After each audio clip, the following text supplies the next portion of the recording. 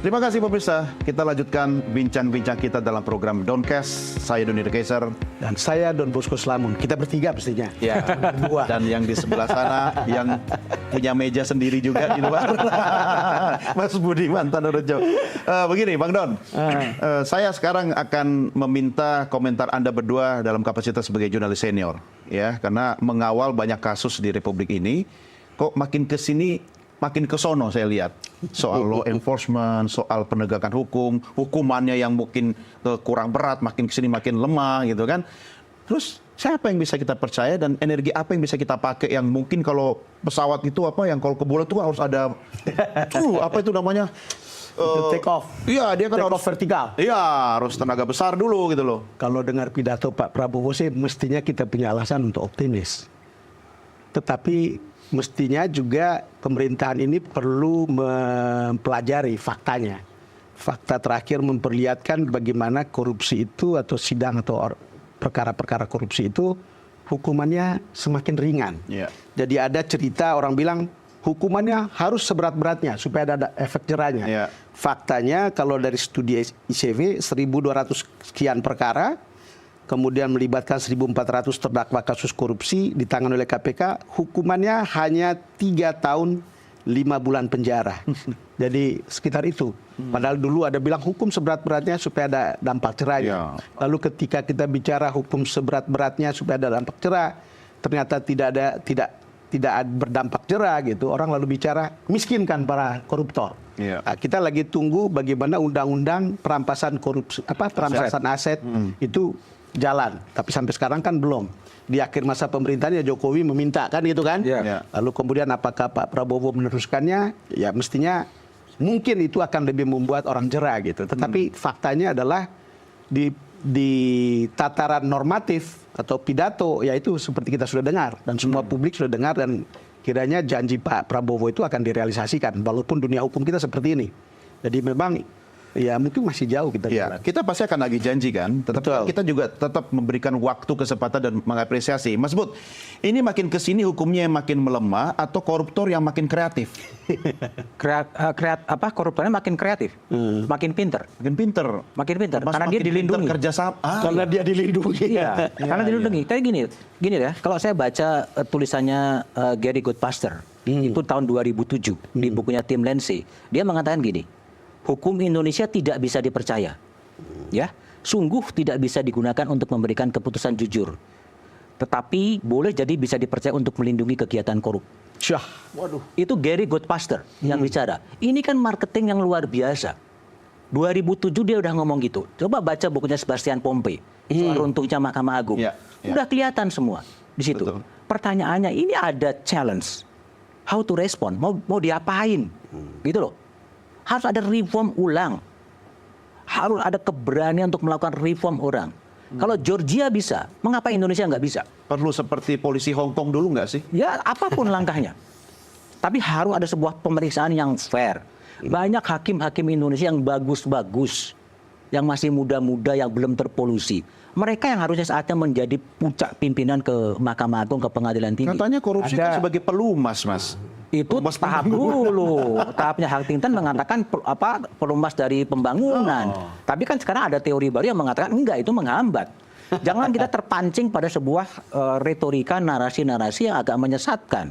Dia mengatakan bahwa korupsi itu adalah oli pembangunan. Kira-kira begitu. Sampai disebut sebagai korupsi itu jadi industri. Iya, kalau tidak jalan, industri itu susah. Ini menarik. Ini kalau memang mau dibenahi dengan cukup baik dan cukup benar. Ini tadi Bang Don mengatakan industri. Apa sih industri? Ada transaksi di situ. Saya berbicara dengan saksi-saksi ahli. Orang-orang guru besar yang jadi ahli. Berapa honornya ketika dia bersaksi atas nama pemerintah? Ya, 2.700.000. Oke? Coba tanya, guru besar yang bersaksi atas nama kepentingan terdakwa. Berapa honornya? 400 juta. Wow. Dengan kekuatan uang yang begini, dia akan saksi meringankan ya. Saksi yang meringankan. Kan ini poinnya. Jadi terlalu banyak aspek. Obat masuk angin itu, Mas. Ya, orang kalau 2,2.700.000 di sini 400 juta. Ya, kemudian ya dia pindah aja ke sini. Iya. Masa negara menghargai kepakaran seseorang segitu. Nah, ini momentum Ini ya. kan juga mau, ya ada juga yang mau cari uang dengan cara begitu. Oh iya, ada cari uang dengan cara jadi begitu. pintu masuk. Ini kalau tadi Mas Bud bilang ini sudah industri kan, dan Anda mengamini itu kan. Jangan-jangan ZR itu sales manager ya, yang jumlahnya bisa banyak gitu. Mungkin nggak sih ada target-target dari institusi penegak hukum kita sendiri? Saya kira target yang didesain setoran sih, gitu loh, Bang. target yang didesain sih saya tidak percaya ya. Tetapi mafianya begitu luas ya akhirnya kita bisa sampai pada kesimpulan seperti itu. Itu ada yang mengatakan hakim kita itu ada 2 jenisnya, Don. Oke. Ada yang mengambil keputusan berdasarkan nurani. Dia pikirin baik-baik, lalu kemudian dia periksa kasusnya, lalu kemudian menerapkan hukum apa yang sesuai dengan hati nurani. Masih ada kan? Masih ada, Oke. dan banyak mestinya. Lalu kemudian ada hakim yang memutuskan berdasarkan kebutuhan perutnya. Jadi dia merasa ini sebuah kesempatan, dia butuh kenyang, dia butuh makmur dan seterusnya. Udah, saya tahu perkara ini, kemudian saya menjual beli pasal untuk menjatuhkan hukuman berapa tergantung transaksinya berapa. Dan itu kan yang kemudian kita dengar dalam kasusnya si Ronald Tanur yang kemudian dilalah kemudian membuka yang namanya Sarof Rikar yang ternyata punya uang sekian gitu, yang kemudian tadi ada pertanyaannya uang itu apa urusan mafia biasa atau urusan di luar itu gitu. Tetapi poinnya kan kita melihat bahwa situasi ini menjadi seperti sistemik gitu. Iya. Jadi sistemik sampai kemudian kita berpikir kalau tidak begitu jangan-jangan nggak jalan juga. Iya. Gitu. Kalau begitu kita ini masuk dalam perangkap yang betul-betul membuat kita sial. Itu derita kita akan panjang gitu, selama hukum kita seperti ini. Dan memang Mas Bud katanya di kalangan mafia itu sudah ada daftar menu ya untuk kelas kasus, harga gitu kan, sama kayak misalnya kita bicara logistik politik gitu kan. Nah, artinya kan ini sudah profesional, industri yang sangat profesional gitu loh. Iya, kelas kasus kalau pengalaman empirik saya di lapangan itu ada. Semakin kasus itu menarik perhatian publik, kasusnya semakin tinggi, tarifnya semakin tinggi. Iya. Itu begitu gitu loh. Nah itu yang kemudian terjadi. Kan soal industrialisasi hukum itu kan bukan isu lagi. Mak Mahfud bolak-balik mengatakan bahwa segala teori di gudang itu sudah habis, nggak bisa menyelesaikan. Segala teori di gudang habis. Habis, mau menyelesaikan apa? Faktanya gini-gini terus. Yang bisa adalah kepemimpinan. Mau nggak pimpinan nasional itu menyelesaikan? Poin dari ini, kalau saya merefer ini karena ketertutupan. Ada sesuatu yang tertutup di lingkungan peradilan ketika musyawarah hakim. Kan semua terbuka. Musyawarahnya kan tertutup. Sidangnya terbuka. Sidangnya terbuka. Dalam ketertutupan itulah terjadi kamar gelap negosiasi. Ada ruang gelap, negosiasi, jual beli. Kan itu yang terjadi sekarang. Nah itu kan Markus independensinya di situ kan, Mas. Independensinya. Kamu jangan berbicara soal independensi tanpa berbicara soal accountability. Di mana accountability-nya? Kalau dia mengatakan kita harus berikan judge, pertimbangannya apa? Ketika ketua majelis kasasi melakukan dissenting opinion, ketika 2 hakim anggota mengatakan tidak setuju dengan putusan, kan harus dibuka. Sampai sekarang pernah ada yang buka putusan itu? Kan nggak tahu juga. Kita hanya mengatakan bebas. Kenapa bebas? Dihukum 5 tahun. Kenapa dihukum 5 tahun? Nah, itulah kemudian yang disebutkan ketertutupan itu diadili ketika terjadi keterbukaan. Nah, ketika diadili, I smell something, ada sesuatu. Disitulah komisi yudisial akan masuk. Ketika komisi yudisial masuk, dia hanya sampai kepada pelanggaran etika. Dibawa ke MKH, MKH terserah pada Mahkamah Agung. Nah, terlalu hal-hal yang terlalu buang-buang waktu, tidak selesai, gaduh terus, tapi nggak dapat apa-apa. Nah, ini momentum kembali lagi kepada Pak Ketua Mahkamah Sunarto yang dikenal berintegritas, Pak Prabowo yang komitmennya pemberantasan korupsi tidak diragukan. Ini momentum. Benahi ini, kepercayaan publik 85% akan naik. Nah, begini, kita harus akhiri diskusi ini. Nanti kita sambung di meja yang lain. Tetapi saya harus minta pernyataan Anda berdua, karena Presiden Prabowo kan sudah mengumandangkan itu dengan tegas. Dan ada harapan sebenarnya. Ya, kalau dari perspektifnya Bang Don, ya kita harus percaya Presiden kita. Ya, nah, apa yang bisa Anda sampaikan kepada Presiden? Kalau melihat semua hal yang sedang berkembang di dunia hukum kita yang makin kelam, itu butuh revolusi sebetulnya. Kita membutuhkan revolusi yang mungkin kata yang lebih tepat atau sekarang orang sebut reformasi. Ini juga kata-kata kosong sebetulnya. Saya juga tidak yakin bahwa itu akan jalan. Tapi seorang presiden baru kalau bisa merealisasikan janji-janji Ya. dari pidatonya. Kita menaruh kepercayaan pada itu. Kita lihat dan kita menunggu seperti apa gitu hasilnya. Tetapi mestinya ketika seorang pimpinan nasional mengatakan demikian, menurut saya sih organ-organ lain juga harus merasa bahwa ini ada sinyal di mana mereka harus membenahi diri. Ya. Tadi Mas Budiman ada ketua MA yang baru.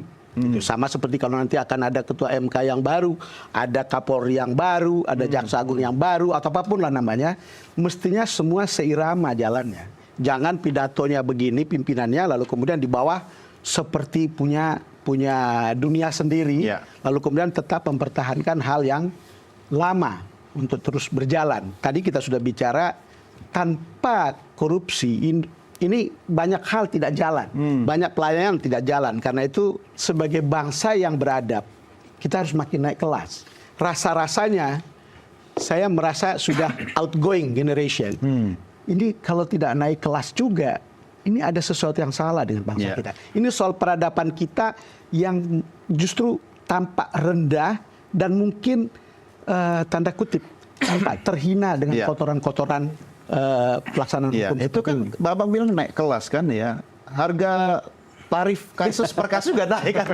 Mas Bud, Presiden sudah declare ada harapan. Saya sih masih percaya masih ada harapan. Tapi apa yang bisa Anda sampaikan kepada Presiden Prabowo? Kalau saya konkret ya, bentuk tim pemeriksa yang melibatkan orang luar.